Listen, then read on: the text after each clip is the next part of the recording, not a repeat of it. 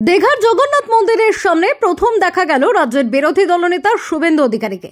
তিনি দীঘার মন্দিরের সামনে স্লোগান দিলেন, পুরী ধামকে জয়। দীঘায় হিন্দু সুরক্ষা যাত্রায় অংশ নিয়ে তিনি এই স্লোগান দেন। বিভিন্ন হিন্দু সংগঠনগুলির ডাকে পূর্ব মেদিনীপুরের সৈকত শহরে মিছিল হয়। ওল্ড দীঘার বাইপাসের স্বামী বিবেকানন্দের মূর্তি থেকে নিউ দীঘার যুব আবাস পর্যন্ত এই শোভাযাত্রা হয়। এই যাত্রায় পুরীর জগন্নাথ মন্দির ও অযোধ্যার রাম মন্দিরের ট্যাবলো ছিল অন্যতম আকর্ষণীয় বিষয়।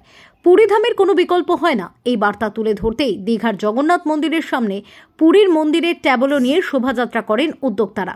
দীঘার জগন্নাথ মন্দিরের সামনে শুভেন্দু অধিকারীর শোভাযাত্রা এসে পৌঁছলে রাস্তার দুদিকে দাঁড়িয়ে থাকা দর্শনার্থীরা ফুল ছুঁড়ে স্বাগত জানান। শোভাযাত্রা শেষে দীঘা উন্নয়ন পর্ষদের সামনে সভা শেষ হয়। সেখানে শুভেন্দু অধিকারীও পুরী ধামের বৈশিষ্ট্য এবং হিন্দুদের কাছে তার গুরুত্ব কতখানি তার ব্যাখ্যা করেন। তিনি বলেন, দীঘা এটা ভাস্কর্য, ধাম নয়।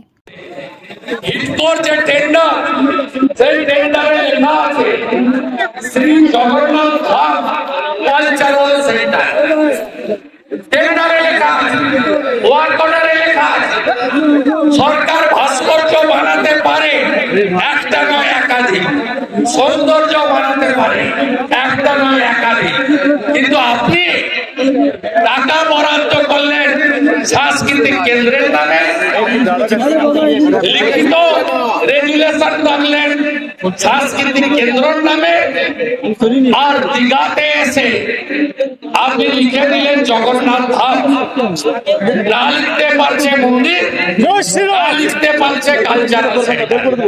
মন্দির লিখলে হাইকোর্টে আপনার খবরে দড়ি পড়বে, 250 কোটি টাকা কত খরচ হয়েছে জানি না, কত টাকা ভাইপো আর মন্দির বাড়িতে গেছে জানি না। আজকে সব জায়গায় গিয়ে দেখবেন লেখা আছে জগন্নাথ ধাম, পাশে কালচারাল সেন্টার লেখেনি, সাংস্কৃতিক কেন্দ্র যেটা অ্যাপ্রোপ্রিয়েট, যার জন্য অর্থ বরাদ্দ, আবার মন্দিরে লেখেনি। উভয় বিপদ। সাংস্কৃতিক কেন্দ্র লিখলে হিন্দুরা বলবে ওটা তো ভাস্কর্য, আর যদি আপনার মন্দির লেখেন তাহলে কোর্টে গিয়ে ধরবে। তাই এই চালাকির দ্বারা আমরা প্রভু জগন্নাথ দেবের অনুগামী, প্রভু বলরামের অনুগামী, মাতা সুভদ্রার অনুগামী। আজকে ধুমধাম করে আপনি এগুলো করলেন, আপনি দেখলেন তো হিন্দু ধর্ম কত শক্তিশালী, প্রভু জগন্নাথ দেব কত শক্তিশালী, সবু দেখুছি, প্রভু সবু দেখুছি, রথের চাকা গড়েনি, দেখলেন দীঘার লোকেরা বলুন রথের চাকা গড়েছে না, ওটা তো পুলিশের লোকেরা টানছে, নারকেলও ফাটেনি। এবং এমন গুলো খেয়েছে, ওই দিন কসবা ল কলেজে তৃণমূলের দ্বারা তৃণমূলের ছাত্রী ধর্ষিতা হয়েছে, পগার পা সন্ধ্যাবেলা ছুটে পালিয়েছে কলকাতা। আমি চ্যালেঞ্জ করি তৃণমূলের লোকেদের, যারা হালাল গজা, হালাল পেড়া শামসুদ্দিনের দোকানে তৈরি করে হিন্দুর বাড়িতে পাঠিয়েছিলেন রেশন দোকানের মাধ্যমে, বলছেন না পুরীর মতো করেছে। পুরীতে 4টা ভাষায় লেখা আছে, উনি তো গেছেন এখানকার লোক, আমরা তো দণ্ডভুক্তি জেলায় ছিলাম, দণ্ডভুক্তি জেলা থেকে মেদিনীপুর আর বালেশ্বর 2 জেলা হয়েছে। আমরা সবাই বখল খাই, আমরা আমাদের সমস্ত কালচার, আমাদের এখানকার কালচার, বালেশ্বর জলেশ্বর ভোগরাই কালচার একই রকম। আপনারা পুরী ধামে গেছেন, 4টে ভাষায় কি লেখা আছে, তামিলে লেখা আছে, বাংলাতে লেখা আছে, সংস্কৃতে লেখা আছে, উৎকলে লেখা আছে। হিন্দু ছাড়া এই মন্দিরে অন্য লোকেদের আদালতের নির্দেশে শোভাযাত্রা হয়, মিছিলে পা মিলিয়েছিলেন সাধু সন্তরাও। রাজ্য প্রশাসনের বিরুদ্ধে হিন্দু সংস্কৃতি ধ্বংস এবং হিন্দুদের ওপর আক্রমণের মদত দেওয়ার অভিযোগ তুলে হিন্দু ঐক্য গড়ে তুলতেই যাত্রা হয়। মুর্শিদাবাদের জাফরাবাদে অত্যাচারিত হিন্দু হরগোবিন্দ দাস এবং চন্দন দাসের পরিবারের সদস্যরা এই মিছিল ও সভায় অংশ নেন। রথযাত্রার সময় রাজ্যের মুখ্যমন্ত্রী মমতা বন্দ্যোপাধ্যায় রাস্তায় রথ টেনেছেন। শুভেন্দু অধিকারী বলেন, অপবিত্র রাস্তাকে পবিত্র করতে এসেছি, হিন্দুরা একত্রিত হন। সামনের বিধানসভার পর যোগী রাজ্য থেকে বুলডোজার ভাড়া নিয়ে আসব। এখন যারা অত্যাচার করছে তাদের বঙ্গোপসাগরের এপাশ থেকে ওপাশে ফেলব। ক্ষমতা আসার আগে ছিল না। এখানেও যদি খুঁজতে বেরান বাংলাদেশে মুসলমান অনেক আছে, পাবেন।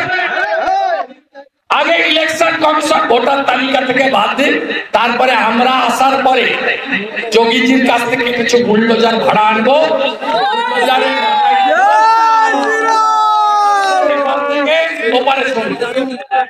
চিন্তার কোনো কারণ নেই। জোট বাঁধন তৈরি হন, গ্রামে বিজেপি কমিটি থাকবে, অন্য দলের কমিটিও থাকতে পারে, আমার আপত্তি নেই। কিন্তু ধর্মরক্ষা কমিটি করবে। মমতার হাতে কোনো হিন্দু